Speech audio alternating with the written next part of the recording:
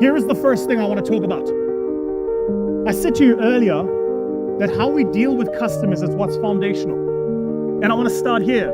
Is it that we find value in as people and as leaders? What is it that we find value in? To understand this, perhaps we need to start with this simple question. But what is value? What is value?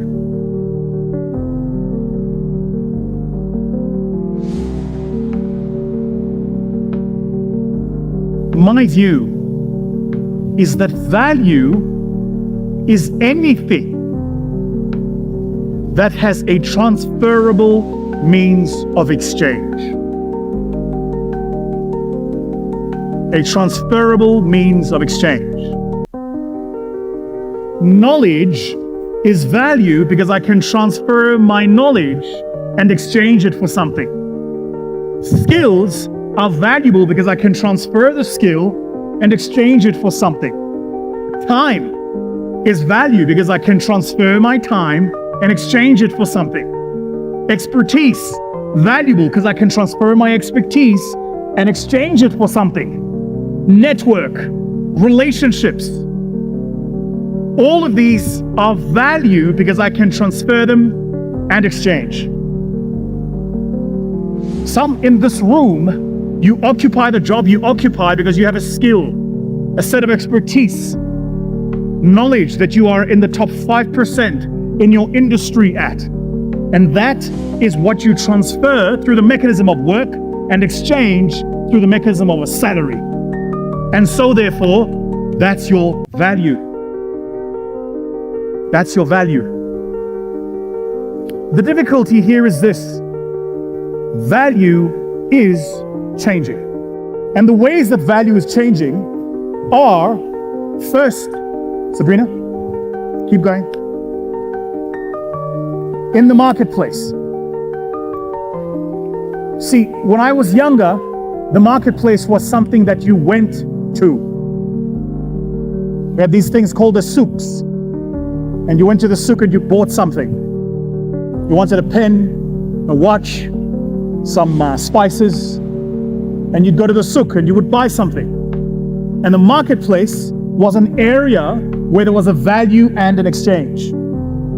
Sabrina, what happened next is that there was a transfer in how this value started to take place. And the transfer in how this value started to take place is it went from being in the marketplace to being in the product. Now, in the world of the marketplace, value was in relationships.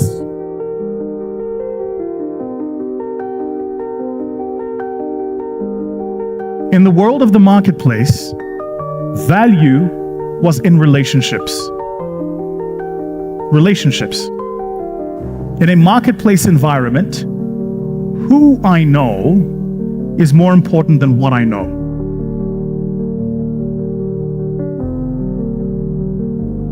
So when I was a wee boy, we used to go to the local plaza. It was called where I grew up. And local plazas, they had these like vendors.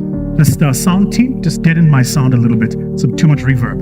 And at the plaza, there were like these local vendors. And you go to the local vendor, and there was the one vendor my mom loved who would sell the good spices. Another vendor my mother loved who would sell the good fabrics. Another vendor my mother liked who sold good vegetables. And whilst there were many other vendors who sold the same thing, my mother consistently went to the same vendors that sold those things because she had a relationship of trust with these vendors. Does this make sense? Each and every single one of these vendors was small enough that they focused obsessively on their relationship with my mother. This is back in the day when a CRM was a person's head, not a system. Some of you here are old enough to remember a time your grandfather or grandmother ran their little business like this. And they knew Mrs. So-and-so from 2 houses down the street. Sometimes they would give my mother credit, and there was no contract, no loan agreement. Just the trust that she would be back next month and she would settle that debt. In the marketplace, relationships were the currency of value.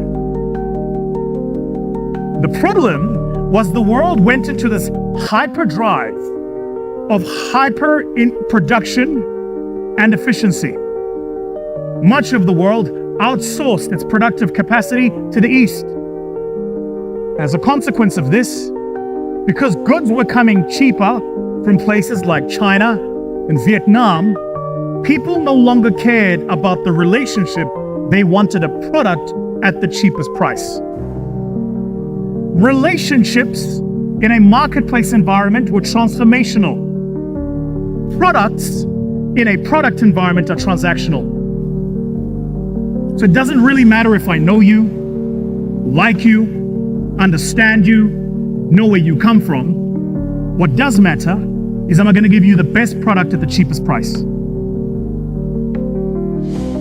And we built high growth, highly scalable businesses,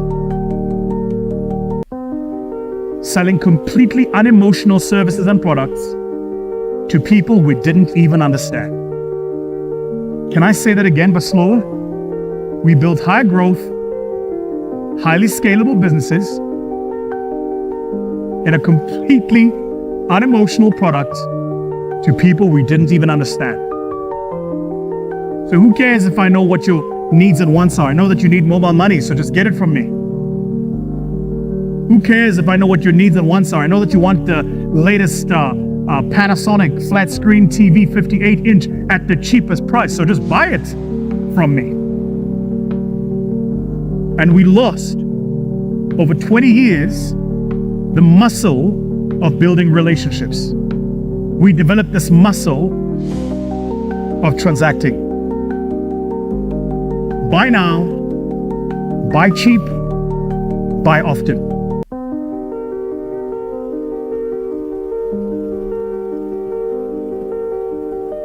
"20 years. And so, over that 20 years, some of the people, some of us here report to, started as juniors in an organization, and today are executives. Their entire corporate life, they have worked in a transactional, product-based environment.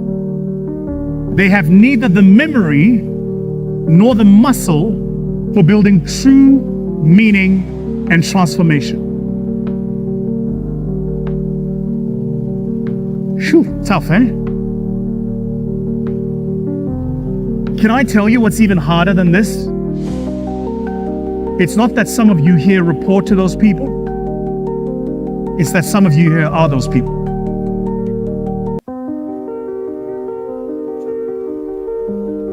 Now there is some saving grace. Now here is the saving grace. In the billions of years that this little rock called Earth has existed in the solar system, of the quintillions of species that have inhabited this rock called Earth, we're foraging the Amazon forests in part. We have not yet discovered new species. We're trying to get to Mars when, did you know, human beings haven't reached the depth of our own oceans. There are still parts of our oceans today that are undiscovered and unknown, species not yet discovered. And yet of all of this, what separates human beings is what it is that is your saving grace in this room. Our ability to adapt, to learn, to change when we know better. And so for those of us in this room who, like me, grew up in that world of hyper-focus on product, hyper-focus on efficiency, hyper-focus on cost drive down, maximizing our profits, for all of us like me, your saving grace is that you can learn different. And when you know better, you should do better.